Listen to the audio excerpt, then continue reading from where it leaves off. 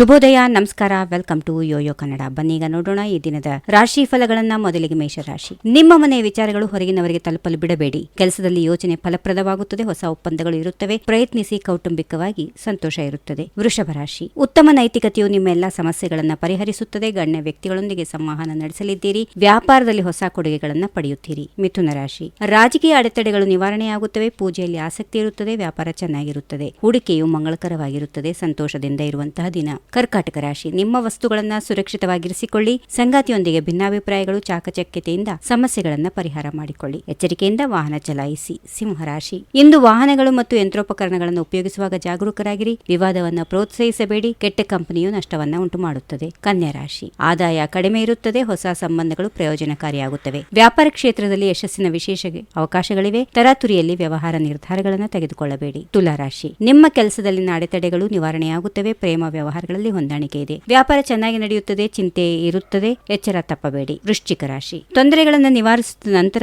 ನಿಮ್ಮ ಗುರಿಯನ್ನು ಸಾಧಿಸಲು ನಿಮಗೆ ಸಾಧ್ಯವಾಗುತ್ತದೆ. ವಿದ್ಯೆ ಮತ್ತು ಜ್ಞಾನ ವೃದ್ಧಿ ಇದೆ. ಅಪೂರ್ಣ ಕೆಲಸಗಳು ಪೂರ್ಣವಾಗುತ್ತವೆ. ಧನುರಾಶಿ. ಆಸ್ತಿ ಕೆಲಸಗಳು ಲಾಭವನ್ನು ನೀಡುತ್ತವೆ. ಶತ್ರುಗಳು ಸೋಲಿಸುತ್ತೀರಿ. ನಿರುದ್ಯೋಗ ದೂರವಾಗುತ್ತದೆ. ಪ್ರಯಾಣ, ಉದ್ಯೋಗ ಮತ್ತು ಹೂಡಿಕೆ ಲಾಭದಾಯಕವಾಗಿರುತ್ತದೆ. ಮಕರ ರಾಶಿ. ವ್ಯವಹಾರದಲ್ಲಿ ಉದ್ಯೋಗಿಗಳನ್ನ ಹೆಚ್ಚು ನಂಬಬೇಡಿ. ಆರ್ಥಿಕ ಪರಿಸ್ಥಿತಿ ದುರ್ಬಲವಾಗಿ ಉಳಿಯುತ್ತದೆ. ಮಕ್ಕಳ ವಿದ್ಯಾಭ್ಯಾಸಕ್ಕೆ ಸಂಬಂಧಿಸಿದಂತೆ ಸಮಸ್ಯೆಗಳು ಇರುತ್ತವೆ. ಕುಂಭರಾಶಿ. ನಿಮ್ಮ ಪ್ರಯಾಣವು ಮನೋರಂಜನೆಯಿಂದ ಇರುತ್ತದೆ. ಸೃಜನಶೀಲ ಕೆಲಸಗಳು ಯಶಸ್ಸು ಕಾಣುತ್ತವೆ. ವ್ಯಾಪಾರ ಚೆನ್ನಾಗಿದೆ. ಮನೆಯಲ್ಲಿ ಮತ್ತು ಹೊರಗೆ ಸಂತೋಷದ ದಿನ. ಕೊನೆಯದಾಗಿ ಮೀನರಾಶಿ. ಆದಾಯದ ಮೇಲಿನ ಅತಿಯಾದ ಖರ್ಚು ನೈತಿಕತೆಯನ್ನು ದುರ್ಬಲಗೊಳಿಸಬಹುದು. ಕೆಲಸ ಮತ್ತು ವ್ಯಾಪಾರ ಕ್ಷೇತ್ರದಲ್ಲಿ ವಿವಿಧ ಅಡೆತಡೆಗಳಿಂದ ಮನಸ್ಸು ಗೊಂದಲದಲ್ಲಿ ಇರುತ್ತದೆ. ಹೀಗಿವೆ ಈ ದಿನದ ರಾಶಿ ಫಲಗಳು. ಸರ್ವರಿಗೆ ಶುಭವಾಗಲಿ. ಶುಭ ದಿನ. ನಮಸ್ಕಾರ.